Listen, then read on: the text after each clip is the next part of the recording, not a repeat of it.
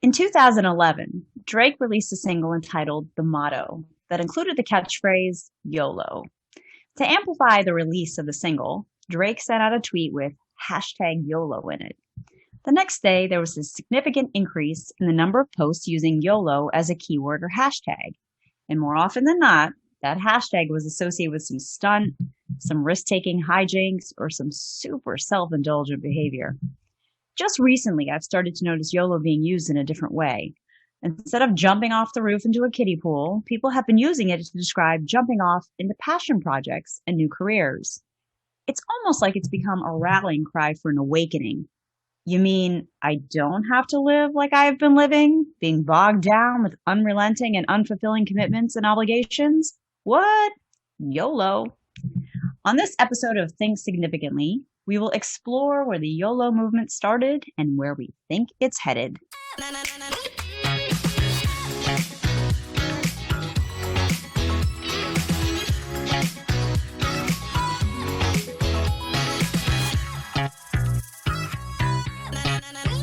Hello, everyone. My name is Melissa, and I am joined by my distinguished co-host, Pete.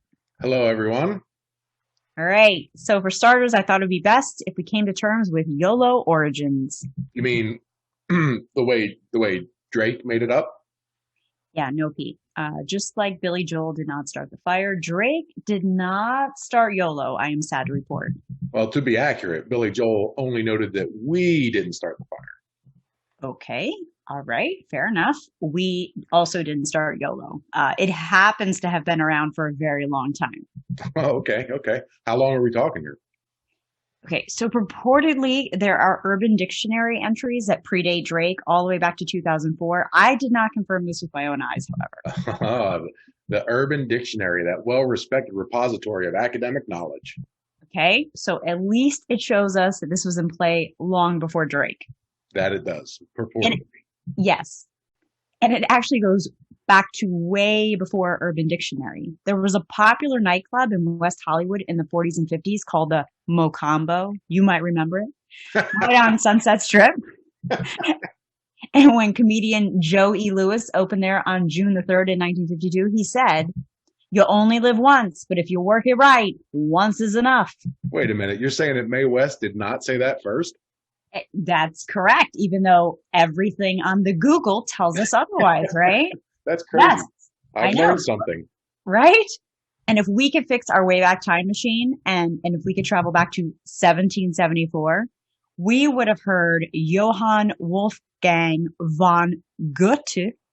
I do not speak German, and you're about to see that in a second. Speak the Spanish? Yes. Please only at Melissa when you comment on her pronunciation. Yes. Don't at me. Well, he said in German, and I'm not even going to try it, clearly. One lives but once in the world. This was in his play Clavigo. And then in 1855, a young conductor named Johann Strauss II released a waltz named Insert German here, which means you only live once, which I have listened to, and it is quite catchy. Add it to your Spotify playlists, everyone. So can we agree that Drake can at least be credited with putting YOLO back in circulation? Just like the penny. Yes, we can give him that. That's exactly right. Yes. Good. Yes. Now, there have been YOLO-esque versions around for a very long time as well. Are you trying to pronounce something in German? What's a YOLO-esque version? What is YOLO-esque? So, where someone's saying basically the same message, giving off that same vibe as YOLO. Mm-hmm. But yeah, there are definitely variations on that sentiment. Well, hit me. So Steve Jobs gave a speech in 2005 when he first got sick. And he said, remembering that you are going to die is the best way I know to avoid the trap of thinking you have something to lose. You are already naked. There is no reason not to follow your heart. The Buddha talks about the impermanence of all things. Stoic philosophers use memento mori, which translates to remember that you will die. Lovely. And probably most famously, Horus in 23 BC came up with the often quoted gem carpe diem, seize the day. I'm still trying to get past this naked part of Jobs' speech, but Yeah. I'm like, yeah, all right. Well, I mean, hashtag YOLO. So uh, yeah. So uh, for what you're telling me though, when we're introducing all these YOLO-esque versions, I feel like YOLO is really a cross pollination between Carpe Diem and like effing, right? You know what I mean? Like if those two got together and had a baby, you'd get YOLO. I have never really thought about it that way. But now you are, right? I am, and it's frightening. And now you can't unsee it. You're welcome. Oh So gosh. so suffice it to say that this phrase has been around for like forever. The common theme, of course, across all of those phrases, be they YOLO-icious or YOLO-esque, is that life is finite. Right. None of us is going to live forever. That's what all these great thinkers were trying to remind us. Life is fleeting, so make the most of it. And do you know what effect that line of thought has on us? I, you know what? I have a suspicion, but I'm betting you have some facts in your pocket that you're going to share with me. Okay, you know that I come with all the cool info that everyone wants to be my team come trivia night. Okay, but I am not going to take the credit here because this is like straight out of like a Psych 201 class. All right. So, in response to thinking about our mortality, people tend to get a boost to their self-esteem and we are more likely to pursue the things that we value in life. And then this fun little tidbit. Research shows us that men specifically, when reminded that they will eventually die, drive more recklessly, Holy cow. Okay. Okay. Now, okay. So now the original usage of YOLO makes more sense to me. right? That version seemed to be this disclaimer for any recklessness, which I never understood. You only live once means life is short. So you're going to make it shorter? Yeah, like come at me, bro. Yeah, Yeah, exactly. Life is short. I'm going to make sure of it. right. But this explains where that behavior might have been coming from. And you're saying that it's changing right before our eyes. Okay, well, I mean that's my hypothesis. Well, I know you well enough to know that if you have a hypothesis, chances are you're seeing things that the rest of us just haven't caught up to yet. So by all means, please lay this on me. I am all ears.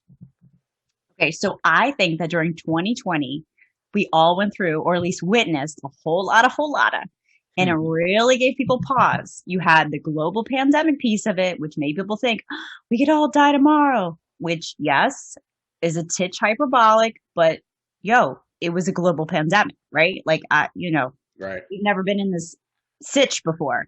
And we all had a year to basically assess whether this is the life that we want to be living. In other words, the time was ripe for change to occur. We suddenly had a bumper crop, that phrase is for you, Pete, of people who had time on their hands and maybe a little bit of money to spare because they weren't able to spend it anywhere else. And that opened up, to quote Princess Jasmine, a whole new world. Man, you know I'm a sucker for Disney princess quotes, so I think you threw that in there just to butter me up. But even without that, I think your hypothesis has merit. I've seen people make significant changes to their lives since the beginning of 2020. And the concept of YOLO seems to be changing with the times. Right? Okay, so I am thinking on the fly here, which is not always a good thing, Hmm. especially when you're trying to do a podcast. But even though how people are using YOLO might be changing, I'm thinking that that essence of YOLO still exists. There is still maybe that element of a daredevil spirit. Like if I were to suddenly quit my day job, I would have to go out and blaze the deuces, like YOLO. If you were to quit your day job, you'd have like 8 other jobs still to go. But please give me a heads up if this is something you're even close to contemplating because I've got to see this. But in all honesty, that's exactly what you're doing if you quit to pursue a passion project. Well, you will have a front row seat if I ever go that route because we will suddenly need a sponsor on the podcast. But I don't think that we need a way for me to go all double barrels blazing because we're already seeing, like you said, others make radical changes in their lives and lifestyles. People are giving up their corporate jobs to work in nonprofits, and people are going to part-time work and gig economy work. Yeah, but these things aren't new. The current iteration of the gig economy has been around since 2009, and hustle culture goes back even further. What is it about this moment in time that's causing this transition to happen in the numbers that we're seeing right now? Okay, I will answer your question, but first, let's flesh out hustle culture and passion economy because I'm not sure that I know the difference. And you know that I'm completely down with hustle culture, despite potentially not even knowing what it really means. No one's got hustle like you do. This I'm certain of. So the hustle culture, that's best defined as having that rise and grind mentality. Mm. It's the belief that everything we do has to bring some sort of monetary gain, right? We don't do things for the pleasure of doing them. We only do them if we benefit from them. Mm. Now, in contrast, the passion economy is built around doing what you love because you love it. Then you use modern platforms like Etsy, Patreon, YouTube, or Stitch. Even Airbnb offers paid virtual activities like cooking classes that allow people to get paid for including others in doing the things they love. The primary difference between the two is choosing what you do based on how much money you can make, which would be the hustle culture, versus choosing what to do because you love to do it, which is part of the passion economy.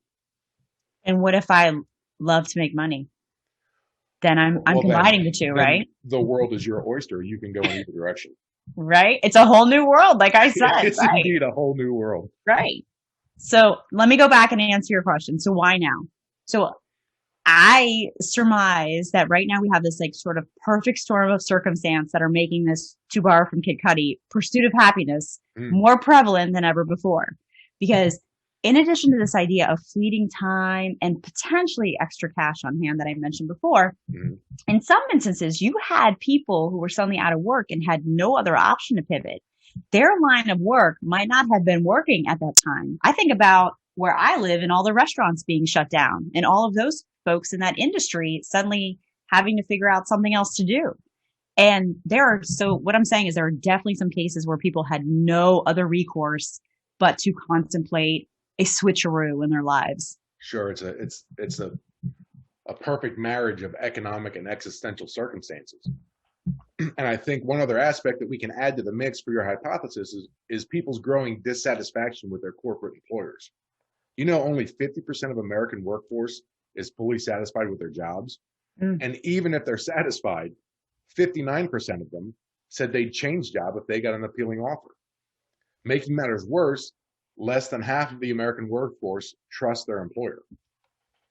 Pete, I have to say that's a pretty bleak picture you're painting there, and I feel like I could use some Bob Ross and maybe a happy accident. Well, yeah, I mean, we could all use a little Bob Ross, but it's not all bad. Companies that put in the effort to be good citizens, quote, I'm using air quotes here on a podcast, to be good citizens, are more attractive landing places for job seekers. 50% of workers report that a good company culture is a must-have. And an example of this is that 79% of people, of the workers, said that they would turn down a higher paying position if it was with a company that failed to act on sexual harassment. And 96% of workers reported feeling like showing empathy was a good way for companies to boost retention. Well, that is promising. So it's like companies with good empathetic cultures have an advantage currently in hiring. It's like a perk almost, right? It's part of the compensation package. Sure. This basically takes one of my loves for the longest time, corporate social responsibility, and ratchets it up a notch. I am trying to think of the dark side of this, though. There has to be like a but. I feel like, is there a but coming, Pete? I mean, you know that I am rarely rainbows and sunshine, so you're right to be wary. The problem with these statistics is that there is a disconnect between how workers evaluate their employer and how the CEO sees things. Since we talked about the value people place on empathy, I think it's revealing that while 92% of CEOs thought their organizations were empathetic, only about half of their workers agreed. Well, color me surprised, Pete. Yeah, who would believe that at the CEO level they're not seeing the same thing as the workers, right? Shocking. You heard it here first, folks.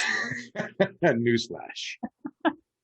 The disconnect between the CEOs and the workers, I think is best highlighted in a quote that I saw recently from Jamie Dimon.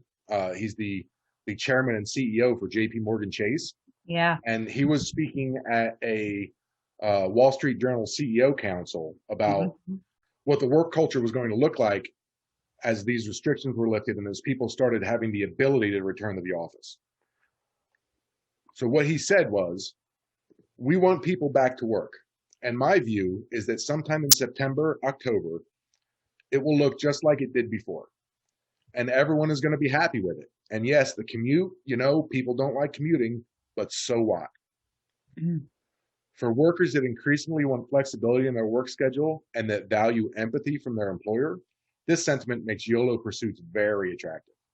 I would like to go back and see his total transcript. I hope that some of that is like taken out of context. I hate thinking that it's like this let him eat cake sort of, You know who Jamie Dimon is, right? Yeah, I do. Yeah, I know.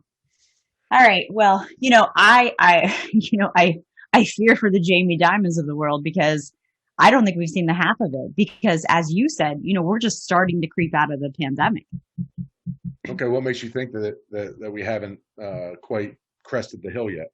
Oh, I mean, research says this. There was a recent Microsoft survey that said more than 40% of workers globally were considering leaving their jobs this year. And there were recent pulse surveys done in the US amongst workers, and it said up to 25% of workers plan to search for new employers once the threat of the pandemic has subsided. So you're talking this year. And for tech workers and millennials, they have a much greater percentage of people considering exiting stage left for sure. That's incredible. And at the same time that that's going on, people are redefining what it means to be successful. Yeah. According to a wealth management firm, Boston Private, about 60% of respondents said that the pandemic had caused them to rethink what wealth meant to them. In 2018, 65% of the respondents said wealth, which they defined as an accumulation of capital, gave them peace of mind. But after a year of the pandemic, that number had dropped to only 53%. And along with redefining YOLO, people are redefining the very idea of wealth.